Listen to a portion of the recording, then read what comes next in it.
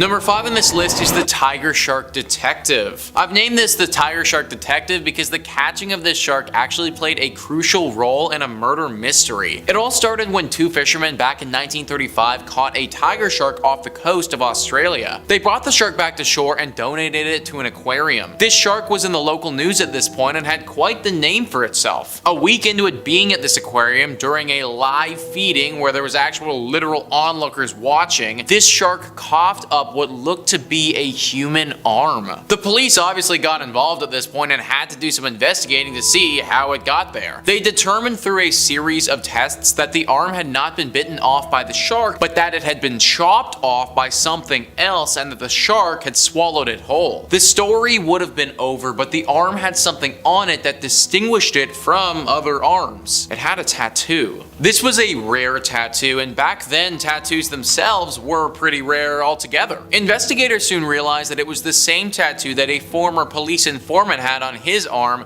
Jim Smith. He had gone missing a while back and they had no idea what happened to him. They started piecing it all together and looked into what potentially went wrong. They then realized that Jim had tried to blackmail the wrong people and it hadn't gone so great for him. The murderers then killed Jim and disposed of his body, but kept the arm because they knew that the tattoo would be able to lead people to the conclusion that it was Jim. They anchored this arm down and threw it in the water, not suspecting that a tiger shark would eat it and then later be caught by a fisherman. Eventually, the police tracked down the killers and brought them to justice, and it was all because these two fishermen fished up a tiger shark that just happened to eat some pretty important evidence. Number 4 on this list is the chimera lobster. Catching a lobster isn't really that impressive, but what if you caught a lobster that looked as if it came straight from another dimension? A little bit more mysterious if you ask me. Cracked writes, when Alan Robinson headed out to sea in Bar Harbor, Maine in July of 2006, he, like all commercial fishermen, was hoping for a little luck. What he hauled into his boat that day was a 1 in 50 million discovery. It looks like a fish torture delicacy, but it's actually a natural phenomenon. Well, if you consider something that happens practically never a natural phenomenon. A chimera occurs when two zygotes with different cells, and sometimes from different species, combine together to form a single creature or person. Yeah, there have been human chimeras who are the genetic equivalent of having non-identical twins in one body. Unfortunately, the human versions are far less dramatic looking than what you might expect based on the lobster. We're talking legendary Pokemon levels of rare here, guys. Like, this lobster is something seriously special. And just look at that thing.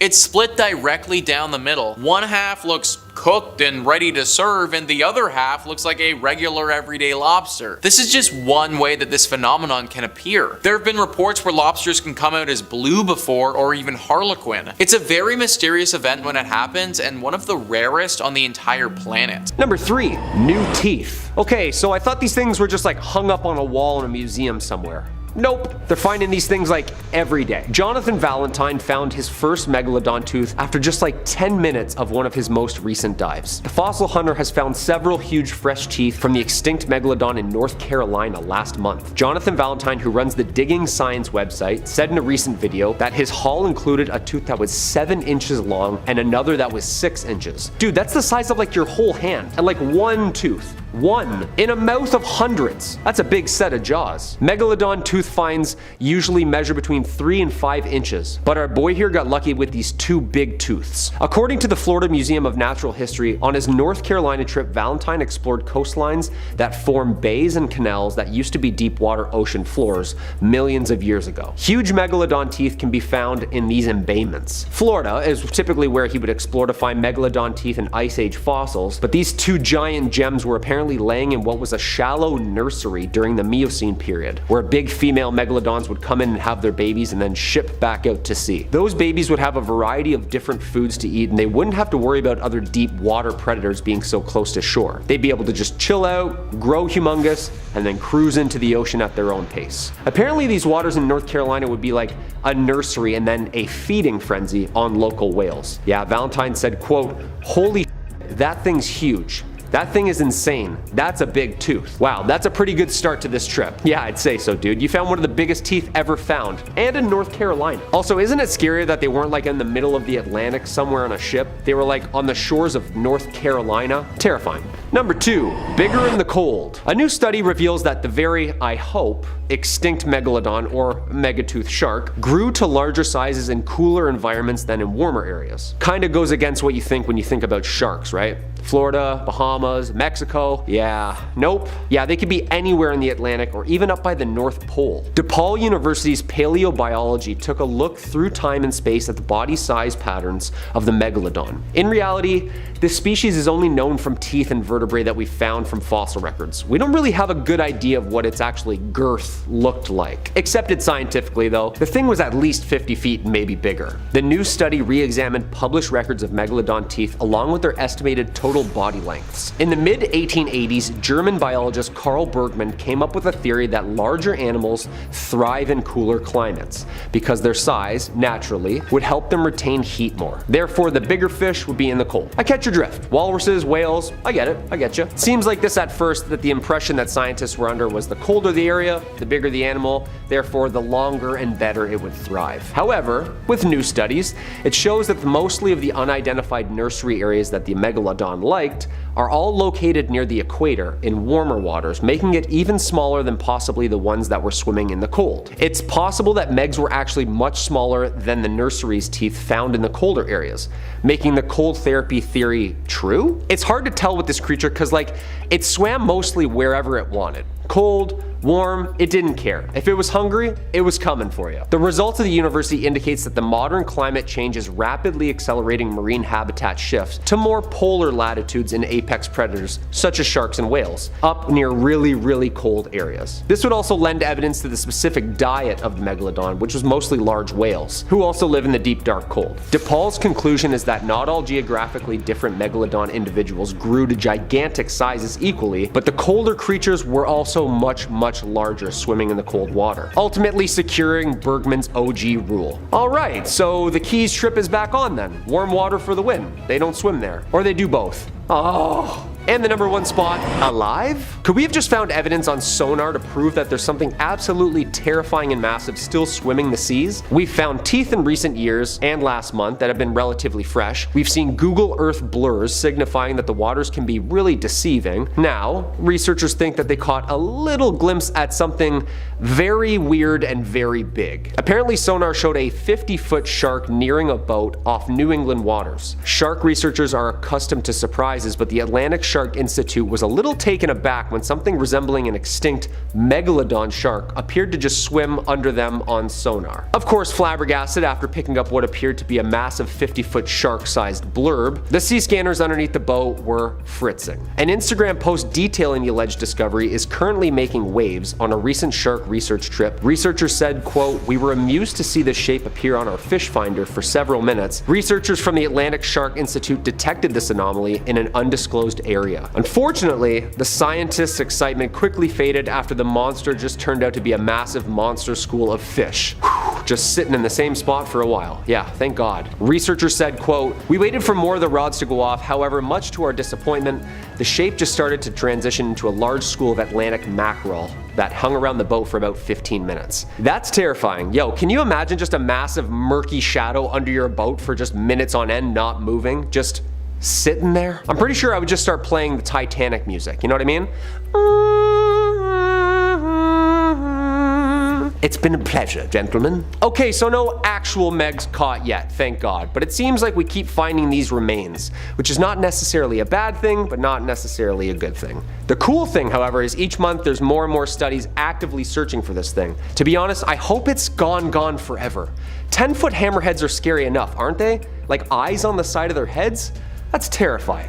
Number 5 on this list is the whalefish. This fish is like a legendary Pokemon when it comes to how rare it is. Live Science says the Monterey Bay Aquarium Research Institute released footage in August showing a bright orange female whalefish around 6,600 feet deep offshore of Monterey Bay, California. Very little is known about this bizarre fish because of the 3 drastically different appearances of the juveniles, which are called tape tails, males which are called big nose fish, and females which are called whalefish. The three forms look so different that scientists originally thought that they were three different species. This shape-shifting transformation from juvenile to mature females is believed to be one of the most extreme among vertebrates. Whalefish have rarely been seen alive in the deep, so many mysteries remain regarding these remarkable fish. The Monterey Bay Aquarium Research Institute tweeted, "Let's pull up this image from the Smithsonian that really shows off exactly how weird this fish is." So here we have the three fish, and you can see exactly how different they all are. The Smithsonian says there are other examples of males and females with very different shapes and of animals changing from one shape to another as they grow older. But this is one of the most amazing examples of sexual dimorphism combined with metamorphosis ever found among vertebrates. So we are talking literally about a super rare, shape-shifting fish that in my opinion looks creepy as all holy hell. I'd say that you can find this beast at the bottom of the ocean, but odds are you won't ever even run into it because of how rare it is. We've been exploring the bottom of our oceans for quite some time now, and we are only just starting to learn a little bit about this fish. In all honesty, we really have no idea about it though. Whatever it is or whatever it does, one thing is pretty clear to me though. It's creepy looking, it lives at the bottom of the ocean, and I don't like it. Number 4 on this list is the goblin shark. This fish has got to be at the top of everyone's lists when it comes to the grossest looking creatures in the world. National Geographic says, swishing through the deep sea, a goblin shark notices a small, yummy looking squid. The animal inches towards its prey, but as the fish closes in, the snack starts to dart away. So the shark thrusts its jaw 3 inches out of its mouth. The jaw is connected to 3-inch long flaps of skin that can unfold from its snout. The predator then grabs the squid in its teeth. After scarfing down the meal, the shark fits its jaw back into its mouth and swims off. That's right guys, a goblin shark's top and bottom teeth are attached to ligaments or bands of skin tissue tucked into its mouth. When prey is just out of reach, the shark extends the elastic tissue out of the mouth to nab the grub. This allows the animal to chow down on snacks such as teleost fish and squid. It also makes the shark one jaw-dropping fish. These disgusting looking creatures like to live right at the bottom of the ocean and are native to the oceans around Japan. There are also some of them off of South Africa and in the ocean water surrounding Portugal. They can grow to be 12 feet long and weigh almost 500 pounds. These aren't monsters, but they may as well be. A 500-pound beast with a detachable jaw that looks like a goblin just chilling at the deepest, darkest part of the ocean. I truly cannot think of a whole lot of creatures I would rather run into than this freaking thing.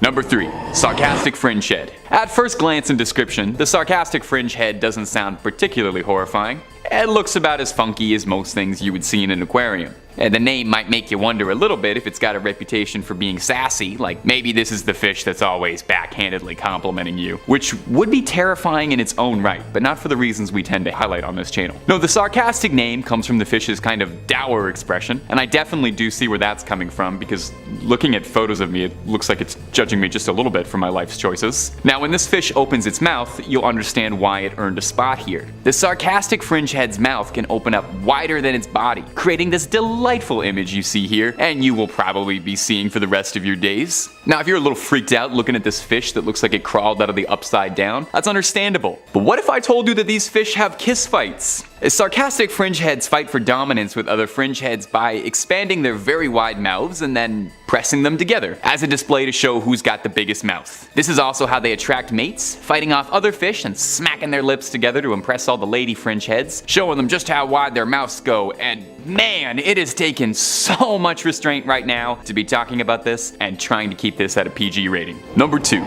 Frilled shark. A frilled shark, all things considered, sounds pretty cute. Maybe you're picturing a shark with lovely frills hanging off of it like some other fish have, like a cool fringe denim jacket. Or maybe you're picturing a shark wearing something lacy and frilly. I'm not gonna judge, you do whatever you'd like. Unfortunately, neither of those fantasies are particularly accurate because like everything else on this list, the frilled shark is an abomination of the ocean. It's already unnerving enough to look at, serving massive alien vibe, the James Cameron kind, not the friendly little gray man kind. And then it opens its mouth and you understand where the name comes from as you're treated to a mouth of 300 thrilled, razor-sharp teeth like barbed wire. Just like the alien, they're able to open their jaws real wide to be able to snarf down prey considerably greater than their size, although exactly how much larger is unknown. These little terrors hunt by swimming around with their maw open and using the darkness to try and lure smaller prey right into a trap before being engulfed by what looks like the world's sharpest car wash. I genuinely can't even look at this thing's mouth for too long without starting to feel a little bit queasy, imagining it biting into anything. The frilled shark is considered a living fossil, much like the coelacanth, because in the 80 million years frilled sharks have been swimming across our planet, they haven't changed much. At all. They more closely resemble prehistoric creatures than any of their contemporary shark counterparts. All that to say is, I guess, whatever nature was cooking with the frilled shark, clearly they got something right. They nailed it if they saw this thing for 80 million years and thought, absolutely no changes. This one's perfect. Number 1. Colossal squid. At our number 1 spot is a living legend, the colossal squid. Thought for many years to be an urban legend due to their elusive nature, for a long time not much was known about these cephalopods other than the fact that they are very, very, very, very, very large. Reports of giant squids describe them as being anywhere up to a staggering 65 feet long, but collected squids range in at a much more humble 42 feet long. Okay, well I was getting worked up over nothing. Humans and colossal squids don't particularly cross paths often, what with them living 3,000 feet under the sea. And that is definitely a good thing, because these squids are not something you would ever want to mess with. Its tentacles are lined with sharp hooks to sink into their prey and prevent them from getting away. Alongside the usual suckers that squids' tentacles have, hard, toothy-like rings that dig into prey and keep them wrangled. It's common to find whales covered in these scars, or slashes and shreds from the hook of a giant squid. The thought of being grabbed by these tentacles is enough to stop me from ever ordering calamari again. What with being one of the bigger monsters swimming around down there, the colossal squid doesn't have much in the way of predators. I guess that's kind of one of the benefits of being a 40-foot monstrosity. People stop messing with you, you know? People stop trying to pick on you. They start respecting you more, and no one tries to eat you anymore once you're, bigger than anything else down there. Number 5 on this list is Chalk Lagoon. I've always really liked the word lagoon. Something about it just feels so calming and nice. A lagoon, like a relaxing place to rest. Or at least that's what I think it should be. Not really the type of vibe that we get at the Chalk Lagoon. Scuba Travel says Chalk Lagoon is over 2,000 miles east of the Philippines in the Pacific Ocean. It's remote. The nearest states to Chalk are Guam at 1,000 kilometers to the northeast and Palau at 1,800 kilometers to the west. Chalk Lagoon is famous in diving circles for its World War II wreck dives. More than 60 Japanese ships and aircraft were sunk by the US Navy in February 1944 during Operation Hailstone. Better known by divers as Truck Lagoon, nowhere else in the world can you find so many wrecks in such clear water. It is pretty crazy, to be honest, folks. We are talking tons of World War II stuff here, guys. Which on one hand is kind of cool, like you get to see the wreckage of what happened, but then on the other side of things, real people died here. I wouldn't be surprised if you could find skeletons down there. Real World War II skeletons that died back then. I know we're pretty far removed from the actual fighting, but these would have been brutal battles that went on here. It almost feels wrong to see this considering we were never a part of that. Number 4 on this list is the black dragon fish. These fish are right up there as being the grossest, scariest looking fish I have ever seen in my freaking life. I think I could have gone my entire existence without ever knowing these things were real, but here we are, folks. Kedaddle writes, the black dragonfish is a small, long, slender fish that has fang-like teeth and are sexually dimorphic. Black dragonfishes are found all over the globe in southern subtropical and temperate oceans in the latitude range of 25 south and 60 degrees south. In and the depths of around 2,000 meters that are also a depth of 5,000 to 7,000 feet. They're also strange looking and are known for qualities including bioluminescence, their method of hunting, and their unique method of reproduction. This predator is found in the Indo-Pacific Ocean and uses its bioluminescence to attract prey. Unlike most predators who use their light to attract a prey in the Pacific Ocean, these fishes can also see their own light and use it as a light source during hunting as well. Females have very small eyes compared to the males of this species. The black dragonfish larvae have long stalks hanging from its body, which function as eyes for these fishes. Their long stalks are almost half their body length. I looked at pictures of the larvae and they are messed up, dude. We are talking straight up alien level stuff here, folks. Like, not from this world, directly from another planet or someone's imagination. They also don't get any better when they grow up either. They just get meaner and scarier looking. If I was in a sub and was the first person to lay my eyes on this thing, that might have actually been game over for me, folks. Don't know if I would have been able to recover from that mentally. Number 3, bulldog fish. Catfish, wolverine fish, now bulldog fish. When are we just gonna have a fish, you know? The bulldog fish, or the Xenactinus oryx. That sounds like a Decepticon, doesn't it? Xenactinus. Roll out. Bots, Autobots. Never mind. This thing can truly teach a new dog some old tricks. Like 90 million years old tricks, because our newest discovery is actually a really old one. Extinct, thankfully. You wouldn't want to haul this thing up in your net. The Dino of the Week blog states that some of the longest bulldog fish ever may have once even measured up to 6 meters long. Yeah, that's like a regular sized shark. The bulldog fish fossils may be quite valuable as well. A fully intact, complete framed specimen sold for about $110,000 at Sotheby's auction house. Is this the reason fish and chips are so expensive nowadays? Like, what's going on here? This scary dude roamed the warm, shallow waters of the western interior seaway that split America in two halves during the Upper Cretaceous period. Distinguished by their heavy, bony skull and armed to the tooth with teeth like a nightmare, last year, Andy Moore, a local fisherman, made a discovery while taking part in a fishing competition in Nebraska. When he brought his kayak over to free his line, he first thought that it was a skeleton of something that had recently died, so he just returned back to his tournament. He contacted the sheriff's department after the tournament, worried, and they got back to him saying it was his lucky day. Dude, imagine just reeling in a 90 million year old fish during a fishing tournament. Like, I hope he won. That's definitely first place, isn't it? Oh, Andy? Oh yeah, caught a 90 millioner, yeah. Number 2, the barrel eye fish. Tubular eyes, bro.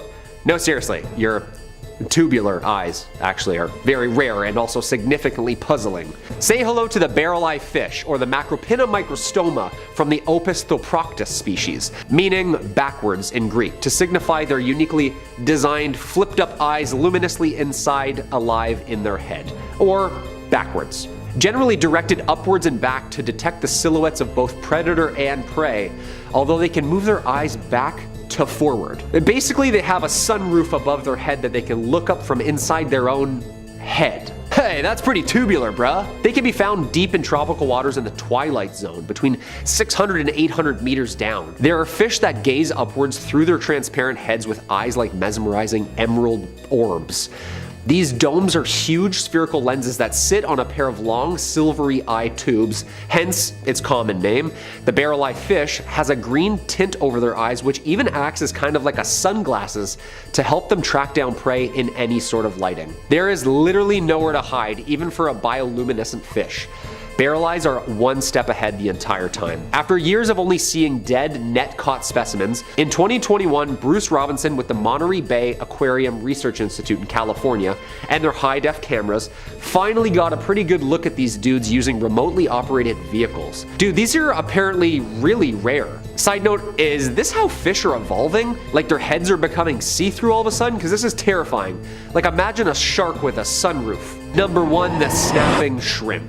This little guy, the snapping shrimp, aka the pistol shrimp, aka mussel in the alphidae family. Sounds like a mafia family, doesn't it? Hey, I'm a pistol shrimp with the alphidae family, who's asking? This little thing can literally create a sonic boom under the water right before and as it's attacking you. That's not scary at all. It's so fast you literally don't even know what's happening due to the stun alone and how fast it is. You won't see it coming, you might hear it coming. This thing's sound is that big, it creates a sonic boom. We know nothing, Jon Snow. Like, they're apparently found in coral reefs and oyster reefs. These pistol shrimp hit their prey at over 100 kilometers per hour. In doing so, a large air bubble is created, and because this Mike Tyson shrimp is so quick with the jab, the following pop is around 200 decibels. It has a punching hand and a claw hand, like a jab and a cross. The sound stuns their prey first and resembles sticks breaking or cracking of a knuckle under the water. But don't panic, not in any lakes or freshwater, they live in tropical seas. They're usually muddy green or orange in color, usually only about that big. Scientists found that actual light is produced when the bubble pops due to the high temperature and pressure under the water. They're the only ones so far that can do this. I mean, this is pretty sick. And also pretty terrifying. The knowledge that fish are starting to learn how to flashbang other fish like they're clearing a room in Call of Duty, dude, that's where I draw the line. I'm not going swimming anymore at all. Number 5, new species? So apparently there's a new genus and species that's been found. I love it when they make announcements like this, but only with dinosaurs, you know what I mean? It also makes things way more scary, doesn't it? Scientists have discovered the remains of a mysterious truck-sized shark which swam the coastlines of the Atlantic and Pacific Oceans around 20 million years ago. That's not a great white or a meg. The newly discovered species is a close relative of the megalodon we're used to seeing and the ancient ancestor of today's great white sharks. Perfect. A hybrid shark. That's what I'm hearing, right? Isn't there like 4 movies about this already? Like, this is Jurassic Park 5, Megalodons in New Jersey. I swear I've seen this. Like, we know where this is going. Fortunately for us, there's about 45 million years worth of a gap between all 3, leaving scientists scratching their heads on how the shark even evolved. Like, when did it die out? Or did it even die out? Could this be the new megalodon sightings people have, but just like the new sister species? This new species has been named Megalolama paradoxodon. That's pretty sweet. There's gonna be a new metal band with that name soon, just wait. A brand new genus of its own as well. The species name, Paradox, refers to the fact that the shark emerged so suddenly in the geological record after appearing to have split from its closest relative around 45 million years earlier.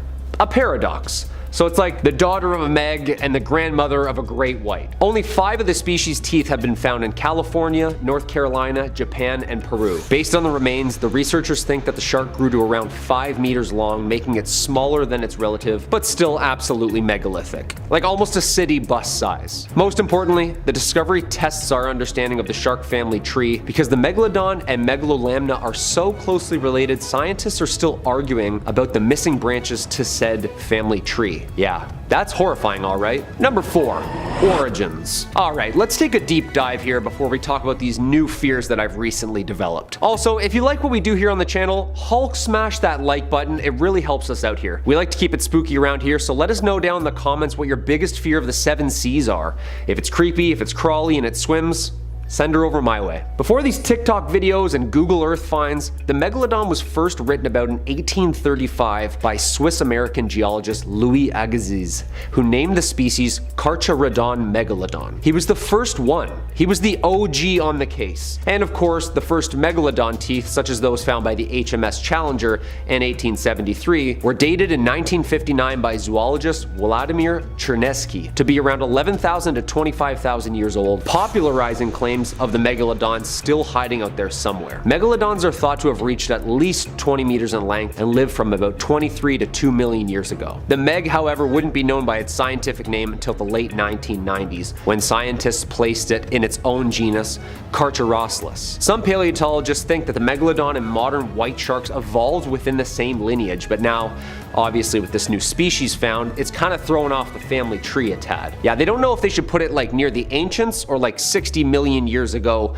megatooth territory, or closer to what we see in the movie Jaws. So they're kind of confused. Somewhere in the middle, give or take, that's like a lot of wiggle room, you know? A lot of years there. In 2008, scientists conducted an experiment to determine the bite force of the great white shark to see what the megalodon could have done damage-wise. The largest great white recorded could produce 18,000 newtons of force, versus the megalodon of 180,000 newtons of force, plus all the shaking around sharks do to rip their food in half. Yeah, all of a sudden I understand the urgency of all these studies. That's horrifying. Number 3 on this list is a frilled shark. A frilled shark might be the scariest fish in the entire ocean. Regular sharks are scary, there's no doubt about it, but they also have a cool quality to them, which makes a lot of people admire them. These sharks are just flat out terrifying, and considering they reside at the bottom of the sea, you have a good chance of spotting one if you're in a submarine. The frilled shark is a strange, prehistoric looking shark that lives in the open ocean and spends much of its time in deep, dark waters far below the sea surface. Its long, cylindrical body reaches lengths of nearly 7 feet, and its fins are placed far back on the body. The frilled shark gets its name from the frilly appearance of its gill slits. Frilled sharks are active predators and may lunge at potential prey, swallowing it whole even if it's quite large. Their normal swimming style, however, is distinctly eel-like, as they swim in a serpentine fashion.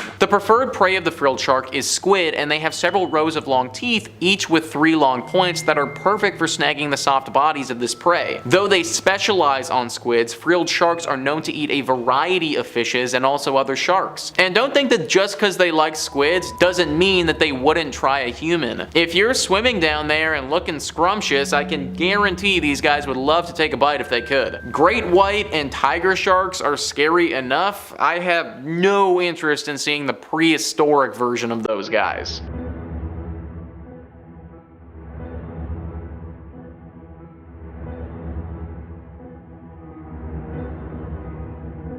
Number 2 on this list is the MV Derbyshire. MV Derbyshire was a ship that has gone down as the biggest UK ship to ever sink to the bottom of the sea. It's been investigated by submarines before, but this tragic event should probably just be put to rest. Safety for sea writes, on July 11th, 1980, the 4-year-old OBO carrier left Quebec, Canada, heading to Kawasaki, Japan, with a cargo of 157,446 tons of iron ore on board. The ship disappeared on the 9th of September, 1980, during Typhoon Orchid under unknown circumstances. Notably, the crew never sent a distress call, although they had reported a severe tropical storm. On September 15th, an official search began to locate the vessel, but ended 6 days later with no results. The ship was declared lost. The only trace found was a lifeboat seen by the crew of a Japanese tanker in the area 6 weeks later. The ship wasn't actually found until 1994, 14 years after the actual sinking had occurred. They sent deep water teams to go investigate what could have caused the accident to happen. Quoting Wikipedia here, it was determined that waves crashing over the front of the ship had earlier sheared off the covers of small ventilation pipes near the bow. I'll be honest guys, I don't really know what that means, but clearly it's not very good because it caused this mammoth of a ship to fall to the bottom of the sea, effectively killing all 44 people on board. A horrible tragedy, and even though it needed to be investigated, I certainly wouldn't have wanted to be the one to see it firsthand.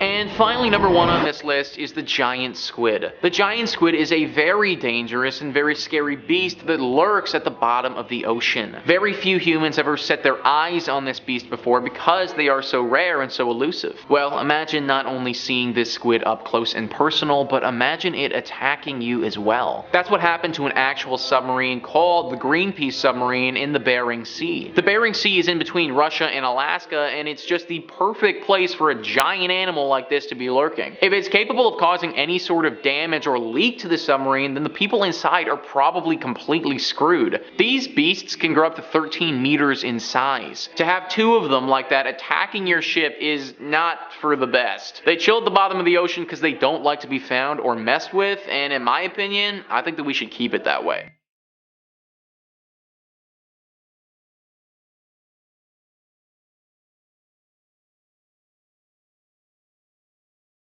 Number 5. Giant isopods. No, this isn't a microscopic picture. This isn't a tick or a bug. This is a giant isopod. One of the scariest looking things picking around the ocean floor. Yeah, I don't know. Imagining this thing wiggling around is enough to already be giving me the willies. Don't worry too much. You're not too likely to find one of these things crawling around your home, as they usually live and feed about 1,600 feet beneath the ocean depths. So you'll have to really go looking for one of these creepy little crawlies. We don't know a lot about isopods, actually. It's difficult to study them in their habitat unbothered deep in the ocean. And also, if I had to guess, I think realistically it's because no one wants to spend any more time looking at one of these little zerglings longer than they have to. Despite their outward appearance, isopods are actually pretty chill. That's the official scientific statement, judging a book by a cover and all that. They're scavengers more than they are predators, waiting at the bottom of the sea for debris to reach them, like discarded bits of meat from crabs or any number of fish which they'll snack on. So basically, they're the moochers of the ocean, waiting for somebody else to do all the work and they'll just clean up the leftovers. It apparently isn't even that big a deal, though, because isopods have been observed to be able to go years and years without eating anything at all, with some reports going as far as 5 years without eating anything. I could not even imagine the anger you would feel through that. Enjoying what we're putting out at Top 5 Scary? Of course you are, that's why you're here. Why not toss a cheeky little subscribe our way as a way of saying thanks? We'll trade you the best scary videos this side of the web in exchange. Number 4.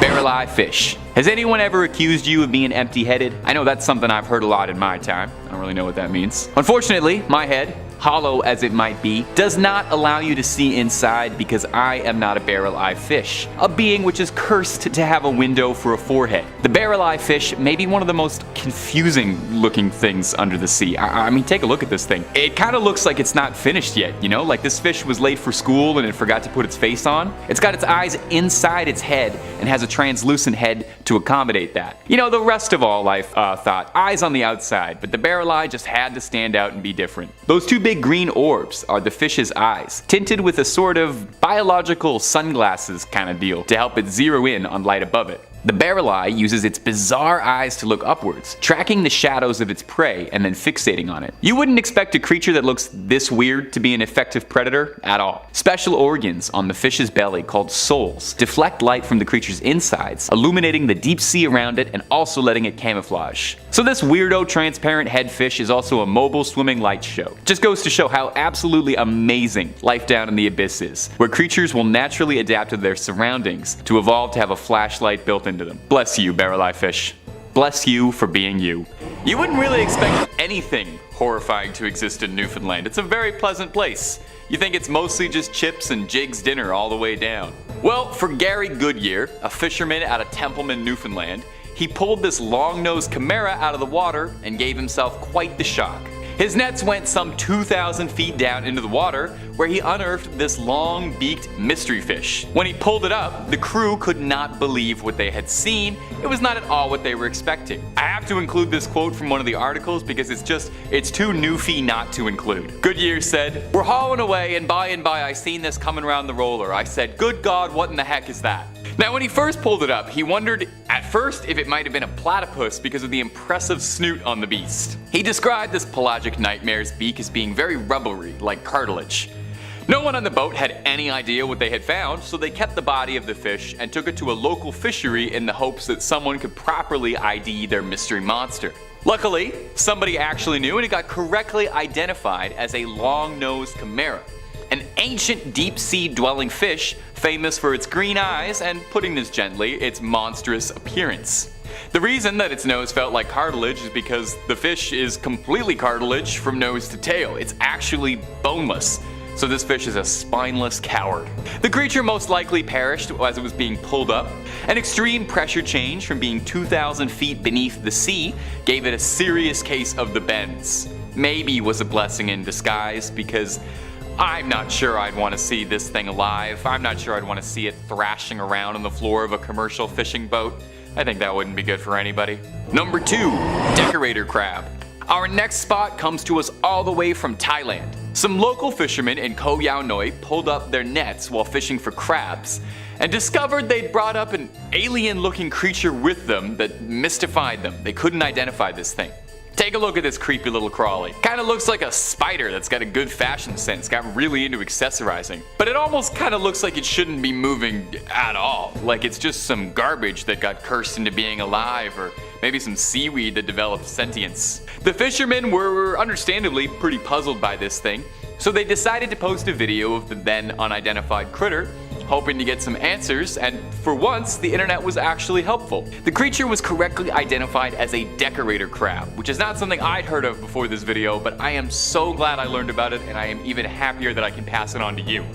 A decorator crab gets its name for its habit of using whatever it can scavenge around its environment to make into camouflage from predators. Now the really cool thing is that they'll use literally anything they can find. Debris, garbage, they'll even use little bits of other animals in a gruesome manner like fins or parts of a crab shell. If it can be attached to it in some way, a decorator crab will stick it to itself. They're covered in tiny Velcro-like hairs that allow them to attach their findings easily. I would love having that. It would save me so much time getting dressed. They've been recorded chewing on things like kelp or seaweed to break them down into more easily attachable accessories. Now most of the creatures on this list have been weird and scary and kind of look horrifying, and I'm not gonna lie, the decorator crab kind of looks pretty scary too, but I absolutely adore the decorator crab.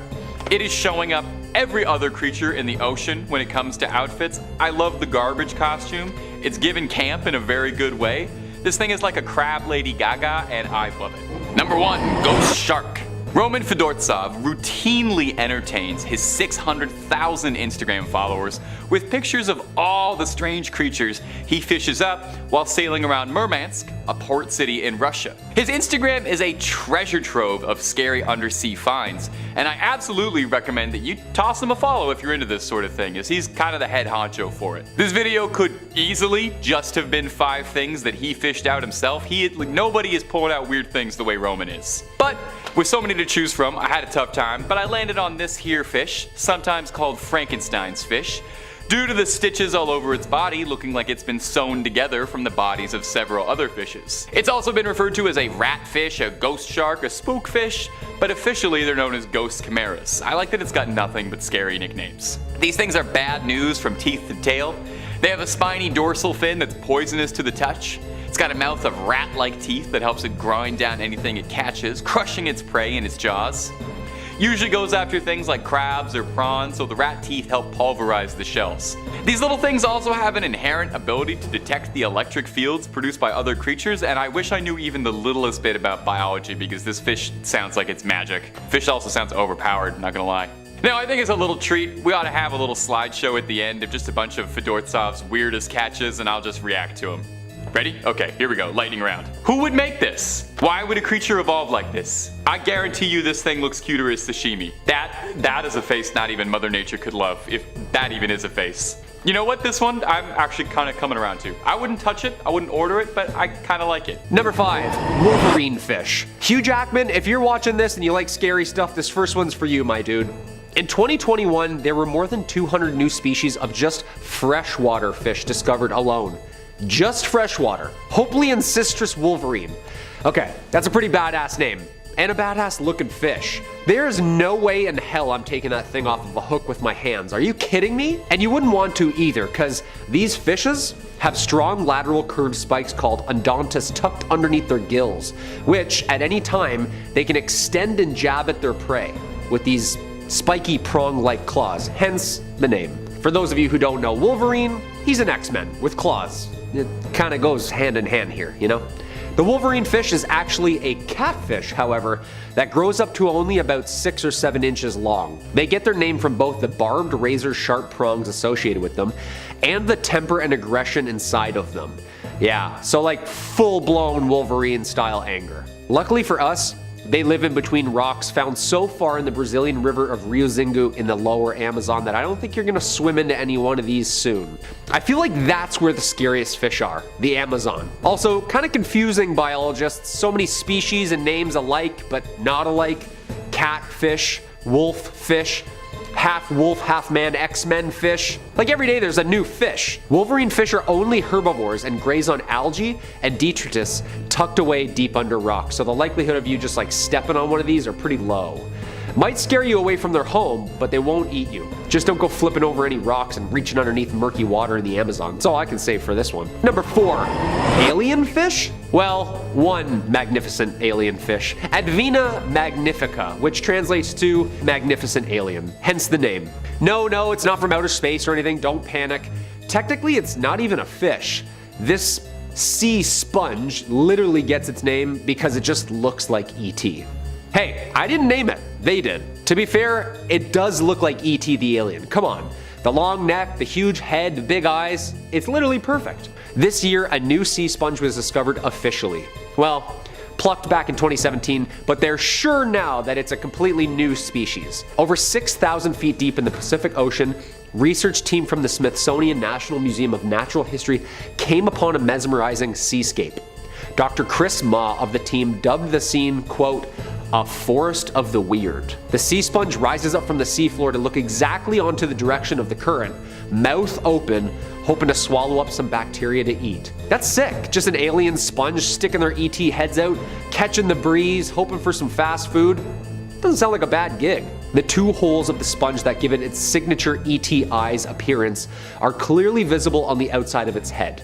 These holes, technically oscules, serve as openings of which the sponge pumps water out of. The sponge is covered in even tinier pores where the water is drawn into the sponge along with tasty bacteria and other small prey. Just sucked in through small chambers and the water's pumped out through a bunch of canals. Cristiana Castello Branco, the researcher who found this deep-sea gray, explains the importance of this discovery by saying, quote, as all of these organisms are intricately connected, by documenting and describing marine biodiversity, we are building a better understanding of life and the impact of humans on Earth. Yeah, 100% we're all connected. Let's give these little dudes some clean water. How about that, people, all right? No more Mountain Dew bottles just thrown into the lake. Pick it up.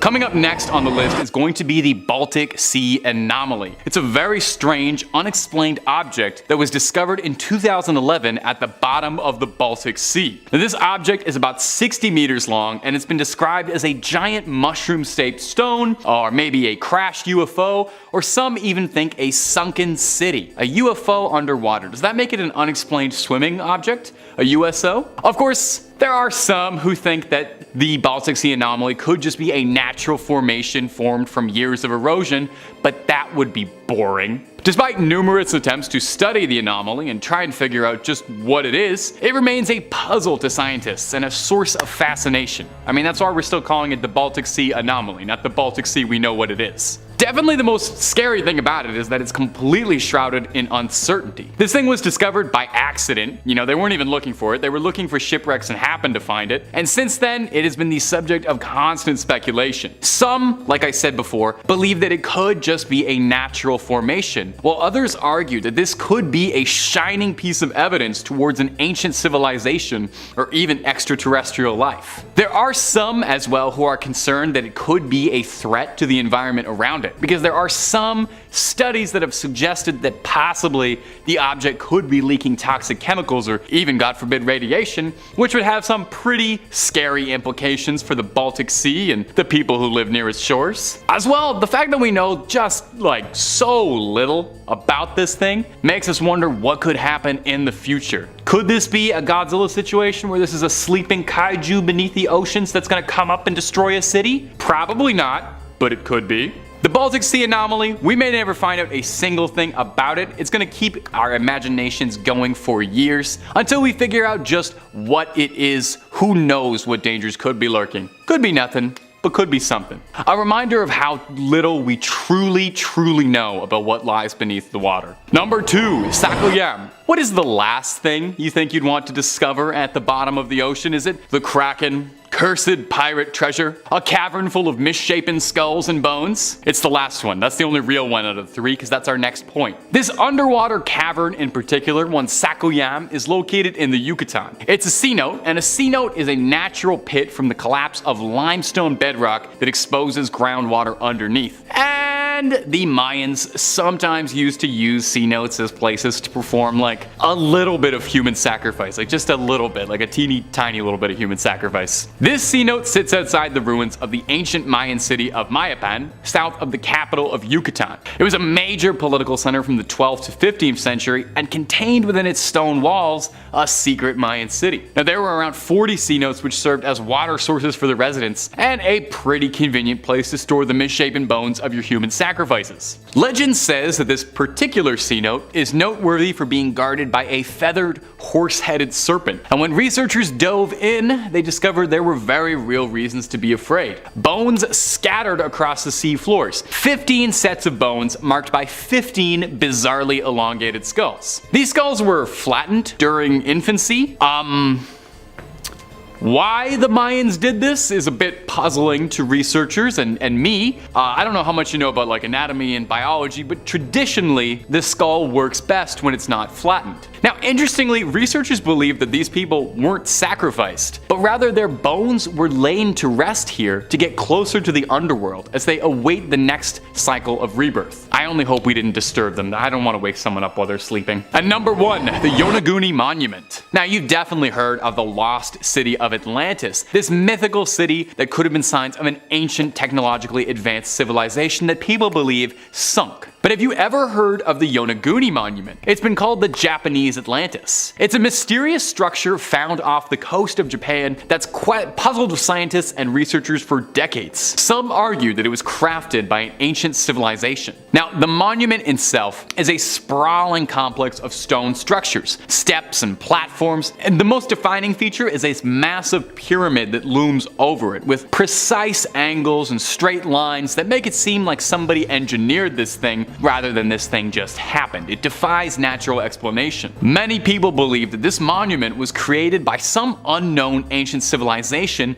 that's been completely lost to history. The design and precision of the stone suggests that it was crafted with care and skill, likely by a culture with technology a little more advanced than ours. If it's a conspiracy you prefer that aliens did it, then definitely it's a possibility that aliens built this thing. Now, others believe that the monument is simply a natural formation, and I can already hear you booing, that has been shaped by the forces of erosion and tectonic activity, as if you really believe in erosion. It's all a scam. They argue that the angles and straight lines are simply coincidental, and the monument is nothing more than a curious formation. Sure, that's plausible, but it does feel like a bit of a cop-out, and I just don't buy it personally. I'm usually more of a skeptic than not, but I have trouble believing that erosion and the passage of time could create something so strongly looking like a lost city. It would just be a very big cosmic coincidence, is all I'm saying. Now, we know so little about the monument, and perhaps we never will, and that's just what makes it so interesting. So you let me know down below, what do you think the Yonaguni Monument is? Something from an ancient culture? Evidence of aliens on Earth long before us? Or just some rocks that happen to look like a temple? Number 5 on this list is the deep sea anglerfish. The New York Times writes, in 2016, a half-mile down, Kirsten and Joachim Jacobson were returning to the surface in their submersible when they spotted a female angler resplendent with bioluminescent lights, as Science magazine described the fish. It was later identified as a fan-fin sea devil, a ghoul of the deep with a bushy lure. Now, this is just one instance where a submarine has seen these guys before, but it's happened tons of times, to be honest. These fish are very rare, but when you get to that depth, you're able to spot them. This fish placed 4th on Strangelist's top 10 dangerous fish, where they write, the dangerous fish, besides being in this top 10 most dangerous fish, should also be in the top 10 world's ugliest fish. It lives in deep waters, especially in the depths of the Atlantic and Antarctic oceans. The main characteristic of this fish is his mode of predation, because it has a fleshy growth from his head that acts as a lure, and at the tip of this lure there's a luminous trap that it uses to attract prey and then devours them. Lastly, despite being small, he has the ability to expand his jaw and stomach to eat even bigger animals than it. Now, I know that 4th might be a bit of a stretch in my opinion, but these guys are definitely dangerous to eat. If humans had one, then it's said to be very poisonous. The biggest characteristic of these things that I think gets to everyone is just how freaking ugly they are, and I mean, I just don't think that they should be spotted by anyone.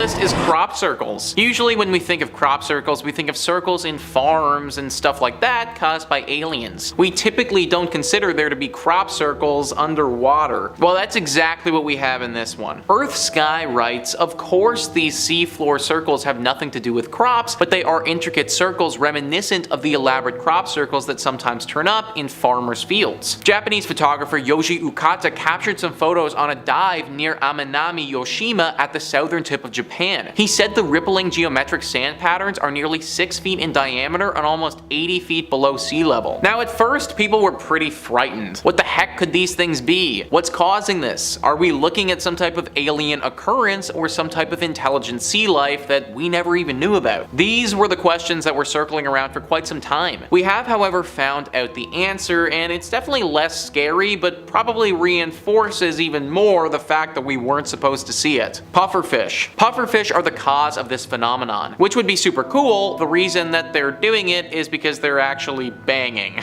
Well, they actually use eggs to mate, but this is where they mate. Apparently the female really loves some good ridges, so the male makes them in the ground and it attracts the female here. I'll definitely take this over aliens, but I still probably didn't need to see it.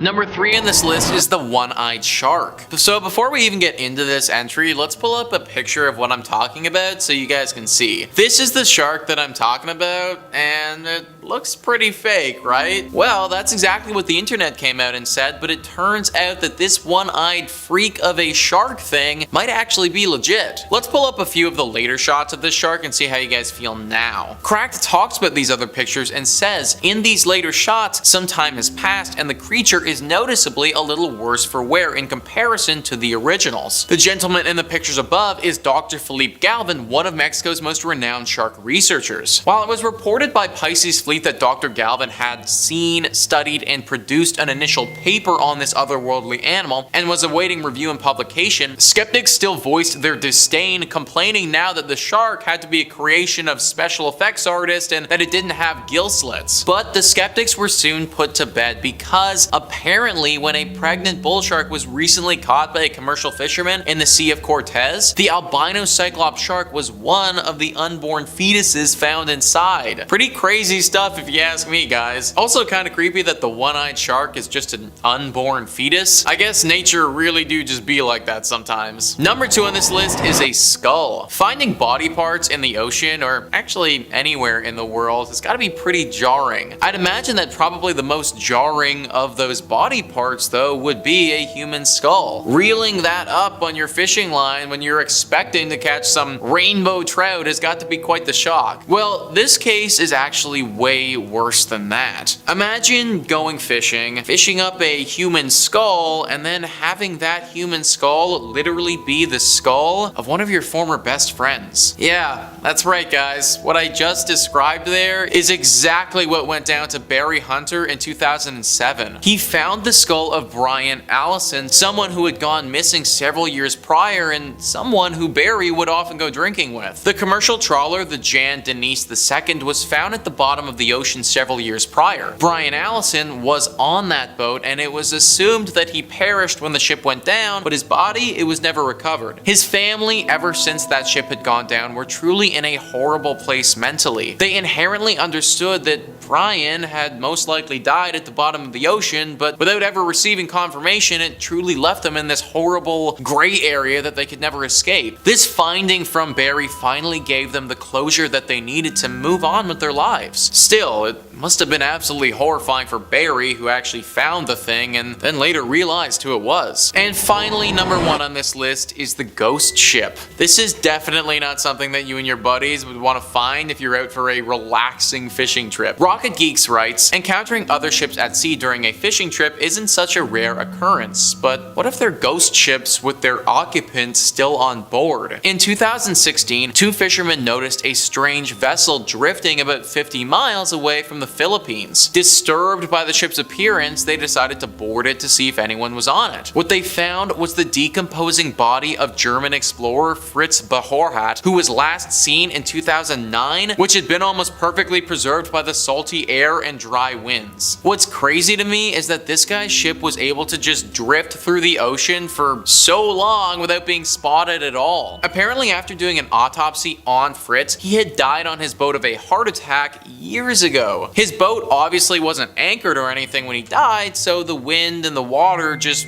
took it. During that entire time, it never capsized or hit land. It was just floating in the water for years, letting his body mummify completely. I think this story, more than any that we've looked at today, is just a perfect example at how massive the ocean can be. For years, an entire yacht carrying a dead human being was just going around without anyone seeing it. Who knows how far this boat had traveled during that time or what it had seen? It also begs the question, how many more of these boats are out there right now just floating around? The ocean is a scary and massive place, guys. These are just a few of the mysteries we've found in it, but I guarantee there are plenty more. Number 5, oarfish. Coming in at the number 5 spot is this terrifying 16-foot long monstrosity hauled out of the ocean by Chilean fishermen, shocking those who learned, like me, that fish can be 5 meters long sometimes. The clip was posted to TikTok, where it went viral almost immediately, sweeping up 10 million views pretty quickly.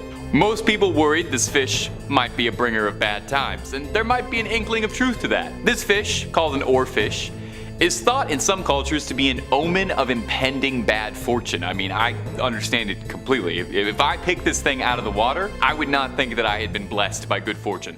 In Japanese folklore, this fish is sometimes referred to as Ryogo no Tsukai, translating to the messenger from the sea god's palace, and I'm sure I butchered that pronunciation, I'm so very sorry. It's linked to the legend of Namazu, a giant sea snake which caused earthquakes whenever it would rise. Oarfish live deep in the depths of the sea.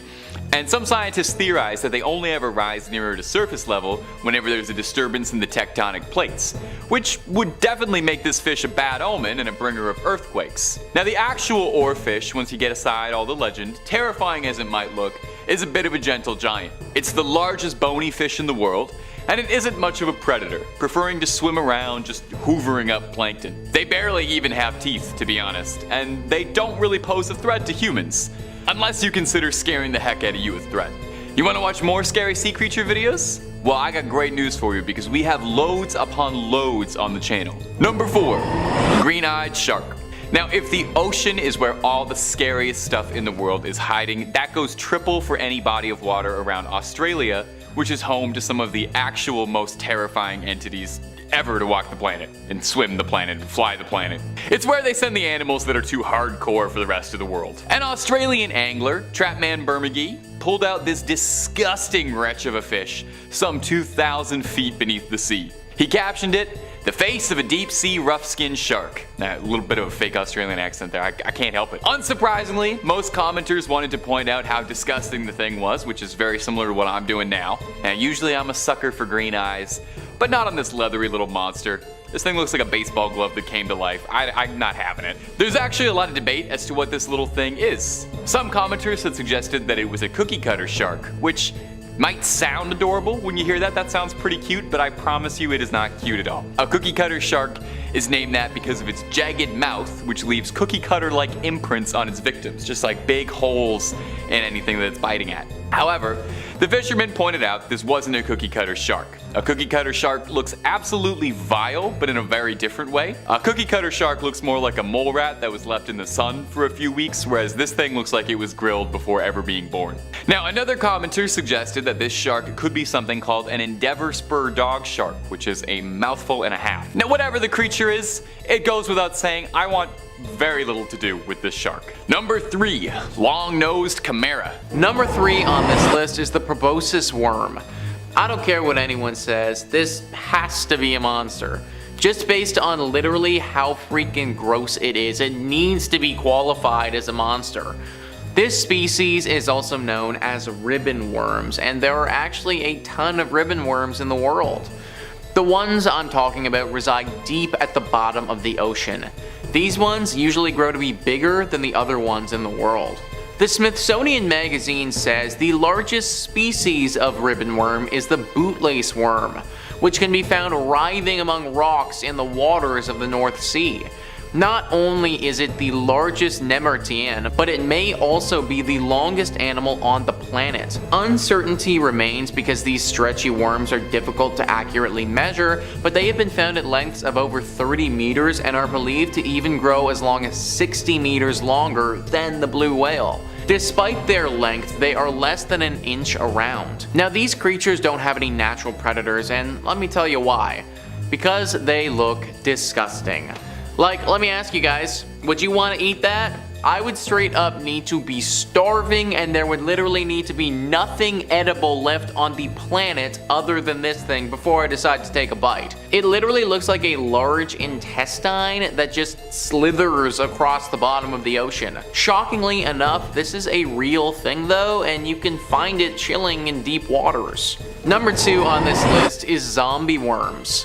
We aren't quite done with the worm talk yet, guys, because now we have got to look at zombie worms. Zombies are a pretty terrifying monster, so are these just like them? The Smithsonian says zombie worms don't crave brains, instead they seek bones. The 1 to 3 inch Oceanic worms were first discovered in the bones of a rotting gray whale on the deep sea floor nearly 10,000 feet deep in 2002. Since then, more Oceanic species have been discovered. There are 26 according to the World Register of Marine Species. Zombie worms don't eat mineral bones directly, instead they digest fats within the bone. However, their style of eating is quite different from ours because they don't have a mouth or a stomach.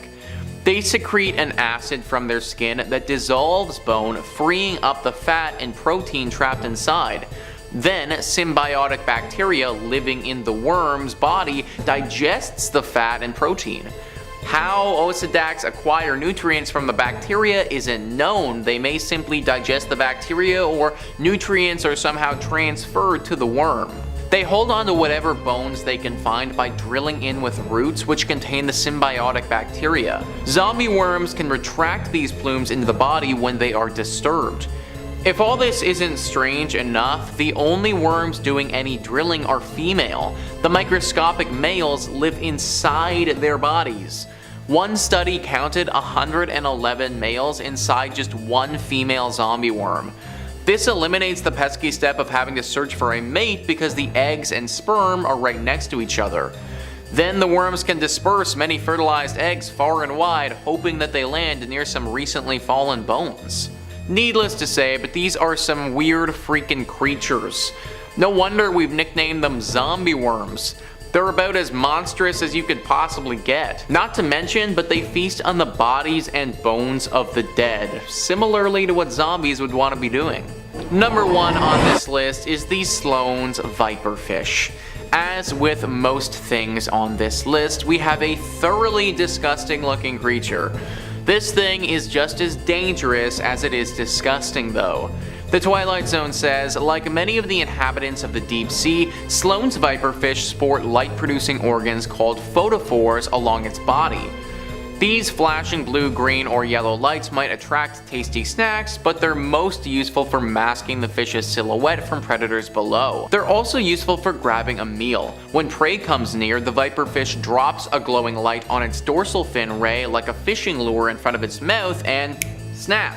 A muscular jaw filled with clear, sharp teeth comes crashing down like a guillotine. Lucky for the viperfish, its first vertebrae has evolved to act as a shock absorber for that powerful bite. This is the deep sea version of a piranha, except way more deadly. If you were getting attacked by piranhas, there would likely need to be multiple of them to attack you to actually win. I could totally see a world though where you lose one-on-one versus this thing though. Its teeth would literally dig so deep in your body.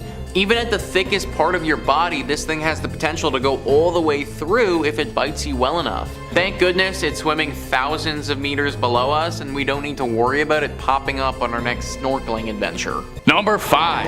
Siphonophores. Now, What you're looking at right now definitely looks alien. It looks like something out of one of the Avatar movies. It looks like a giant sea serpent, right? What it actually is one long organism made up of countless individual creatures joined together called siphonophores. Now, siphonophores are some of the weirdest and most fascinating creatures in the ocean. They're a type of colony. They're a living colony that consists of multiple individual creatures called zooids. Each one has their own specialized function and they all work together. From their appearance and behavior, there's not really a lot of things like siphonophores out there. They come in all sorts of shapes and sizes, but they all share a basic structural design. They consist of a long, slender stem, or like a stalk, with multiple branches or tentacles coming out of it. Each of these branches or tentacles is actually an individual little zooid, specialized for a particular task like feeding, swimming, or reproduction. Oh, everybody's jealous of the reproductive zooids.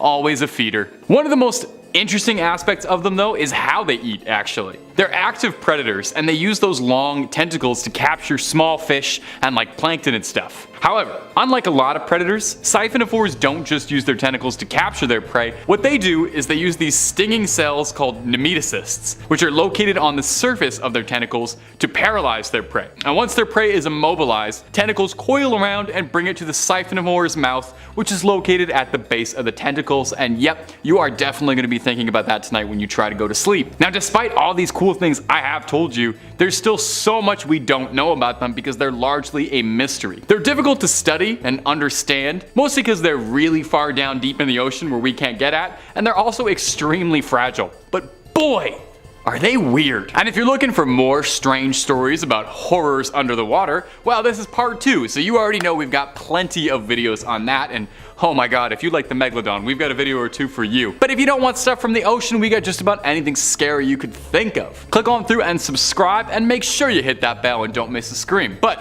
whew, slow down there, buddy. Do that at the end of this video, okay? I got way more weird sea creatures for you. Number 4, the immortal jellyfish. We're all born to die, are we not? That's what Lana Del Rey said, and I trust her more than anyone. Well, us humans, maybe. But some of us are built different, like the immortal jellyfish. The immortal jellyfish is a fascinating and downright eerie creature that's got the attention of scientists and the public alike. This thing is tiny. It's only about 5 millimeters inside. It's found all over the world, and it has an incredibly unique ability to regenerate its cells and reverse its aging process, effectively making it immortal. So far, this is the only creature that's been shown to prestige once it hits max level. It's a little joke for my Modern Warfare friends. This means that the immortal jellyfish can genuinely live forever as long as it doesn't fall prey to predators. Pretty good deal. While the idea of immortality sounds like a dream, I mean that's what half of all science fiction stories are about, is trying to make yourself immortal. The immortal jellyfish has raised concerns about the impact of its population growth on ecosystems. Because these things technically have the potential to live forever, it's got the ability to reproduce rapidly and take over the habitats of other species, disrupting the balance of marine ecosystems. This could lead to an extinction of other species, and who knows what kind of ripples that would have on the food chain. And even though they're pretty small, I think an army of immortal jellyfish are actually kind of scary. Scientists are studying the creature's unique ability to regenerate its cells and hope that maybe they can unlock the secrets of human aging and potentially develop new treatments. This definitely has the possibility to benefit humanity in many ways. It sure would be awesome to live to 300, but it also raises a ton of ethical questions, and who knows what that kind of technology or research could look like in the wrong hands. If you've ever played the video game BioShock, I feel like you should already know a thing or two about the dangers of harvesting undersea creatures for their DNA to inject into humans. It did not work well for anybody in Rapture. It was terrible there. So maybe it's best we leave those cells inside the jellyfish. Number 3 on this list is the USS Johnston.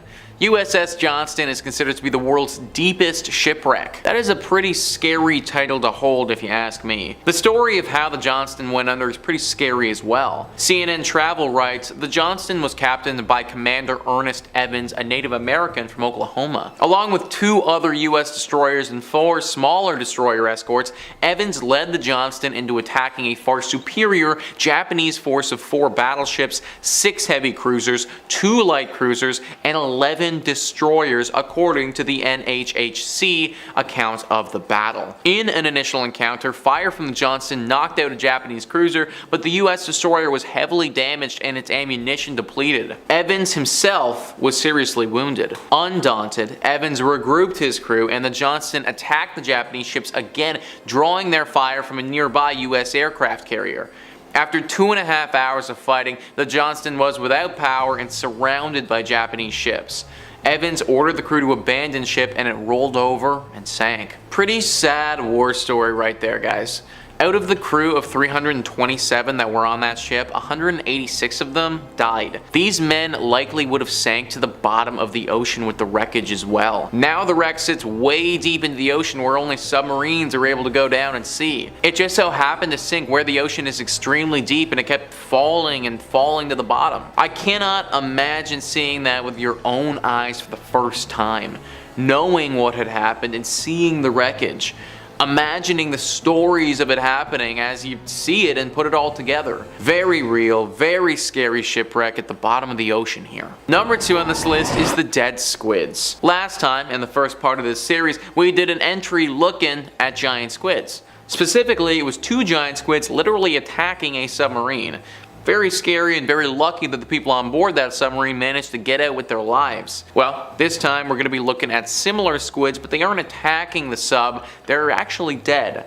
Monterey Bay Research Institute says, a recent paper describes an unusual discovery. Dead squid littered across the deep sea floor.